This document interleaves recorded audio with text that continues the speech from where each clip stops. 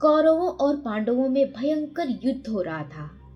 दोनों पक्ष की सेनाएं एक दूसरे को पराजित करने के लिए प्राणपण से संकल्प थी। एक दिन कौरव की सेना की एक टुकड़ी से लड़ते हुए अर्जुन युद्ध के मुख्य मैदान से दूर चले गए। द्रोणाचार्य ने अर्जुन को युद्ध क्षेत्र में नहीं देखा तो फूले नहीं समाये। श्री कृष्ण और अर्जुन के रहते हुए वह अपना युद्ध कौशल नहीं दिखा पा रहे थे।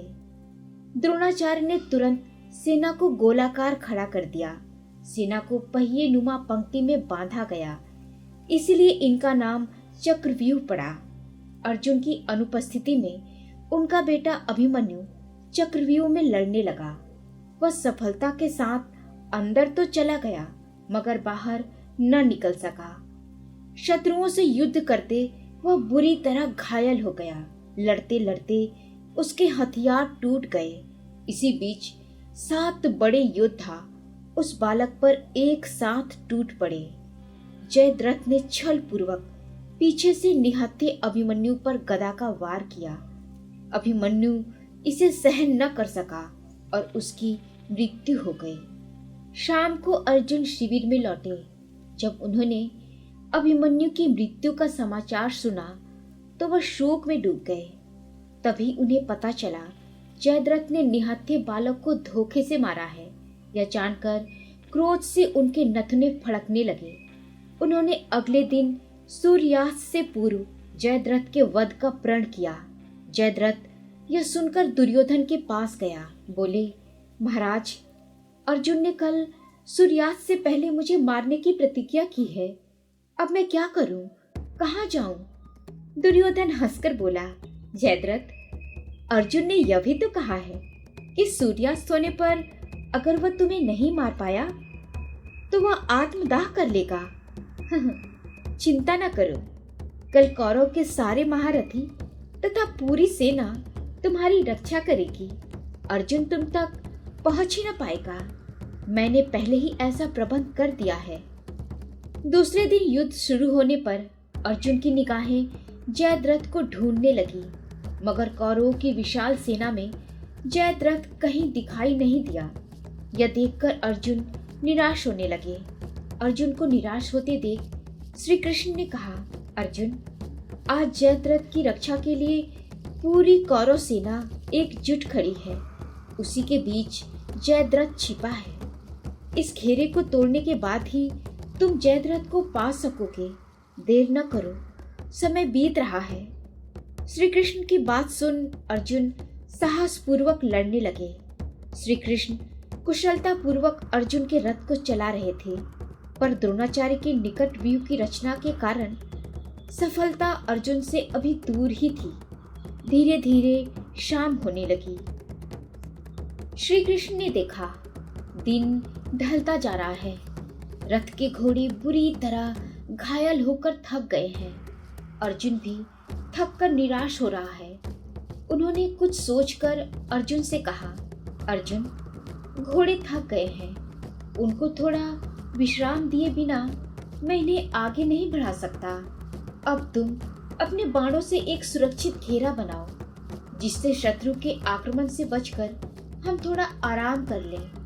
श्री कृष्ण की बात सुन अर्जुन को बड़ा आश्चर्य हुआ। वे बोले, यदुपति, यह आप क्या कर रहे हैं? काम हुए बिना आराम कहाँ? आराम करने पर सूर्यास्त हो जाएगा, फिर बेटे के हत्यारे को कैसे मार सकूंगा? सुनकर श्री कृष्ण हंस पड़े। अर्जुन, बिना आराम काम नहीं होगा, इसीलिए जैसा कहता हूँ वैसा ही करो। अभी सूर्यास्त होने में देर है। अर्जुन को श्री कृष्ण की बात माननी पड़ी। बाणों के सुरक्षित घेरे में श्री कृष्ण ने घोड़ों को पानी पिलाया, मालिश की, घाव पर लेप लगाया। उधर अर्जुन गांडीव धनुष को सिरहाने रखकर चिंता में डूबे थे। थोड़ी देर बाद अर्जुन जब पुनः युद्ध के लिए तैयार हुए तो देखा सूर्यास्त होने में थोड़ी ही देर है। श्री कृष्ण ने निराशा के स्वर में कहा, अर्जुन, समय को देखते हुए जयद्रथ को मार पाना अब कठिन है, इसीलिए तुम अपनी प्रतिज्ञा का दूसरा भाग पूरा करने की तैयारी करो। कहते हुए श्री कृष्ण ने अपना पांचजन्य शंख बजाकर युद्ध बंद करने की घोषणा की ताकि सभी समझे। सूर्य अस्त हो गया। अर्जुन भी यह बात समझ न सका।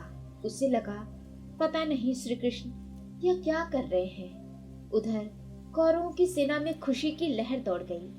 कृपाचार्य, कृतवर्मा, अश्वत्थामा, द्रोणाचार्य और दुर्योधन के सुरक्षित घेरे से जयद्रथ यह देखने के लिए बाहर निकला कि मुझे मारने की प्रतिज्ञा करने वाला अर्जुन अब स्वयं आत्मदाह की तैयारी कर रहा है या नहीं। अर्जुन ने धनुष बाण रख दिए थे। पास खड़े श्री कृष्ण जल्दी जल्दी लकड़ियों की चिता तैयार कर रहे थे। जयद्रथ को कौरवों की सेना के सामने खड़ा देख श्री कृष्ण ने हाथ की लकड़ी फेंक कर घोड़ों की रास संभाली और अर्जुन को ललकार कर कहा, अर्जुन उठाओ गांडीव, तुम्हारा शत्रु जयद्रथ सामने खड़ा है। उधर आकाश में देखो, अभी सूर्य के अस्त होने में काफी देर है। मैंने भ्रम पैदा करने के लिए यह सब किया था। अचानक सबकी निगाहें आकाश की ओर उठ गई। कुछ क्षण पहले न दिखाई देने वाला सूर्य अभी भी आकाश की पश्चिम दिशा में चमक रहा था। दुर्योधन के हाथ से तोते उड़ गए। जयद्रथ छिपने के लिए भागा, मगर इससे पहले ही अर्जुन के धनुष पर बाण चढ़ चुका था। श्री कृष्ण फिर बोले, अर्जुन सावधान। जयद्रथ का पिता उत्तर दिशा में 100 योजन दूर पर बैठा तप कर रहा है। बाण इस गति और लक्ष्य से चलाना कि जयद्रथ का सिर उसके पिता की गोद में ही गिरे। अगर तुम्हारे बाण से कटकर जयद्रथ का सिर जमीन पर गिरा तो उसके पिता के श्राप से तुम्हारे सिर के 100 टुकड़े हो जाएंगे। अर्जुन ने कहा, ऐसा ही होगा माधव। और उसके गांडीव से तीर छूट गया। उस तीर ने जयद्रथ का सिर काट डाला। तीर उसे लेकर उड़ चला। कटा हुआ सिर सीधे जयद्रथ के पिता की गोद में, जहां वह तपस्या कर रहे थे, गिरा। चौंक कर जब वे उठे तो सिर भूमि पर गिर पड़ा और उनके ही सिर के 100 टुकड़े हो गए। शिविर में लौटने पर अर्जुन ने श्री कृष्ण से सूर्यास्त की इस माया के बारे में पूछा तो श्री कृष्ण ने कहा, जब बल से कार्य सिद्ध न हो तो कौशल से करना चाहिए। मैंने ही अपने योग बल से सूर्य पर आवरण डालकर अस्त होने की माया फैलाई थी। सूर्य अस्त हुआ ही नहीं था, माया के हटते ही वह फिर निकल आया। यह सुनकर अर्जुन का सिर श्री कृष्ण के प्रति श्रद्धा से झुक गया। दोस्तों, आज की कहानी आपको कैसी लगी कमेंट में जरूर बताइएगा। मिलते हैं एक और नई कहानी के साथ। नमस्कार।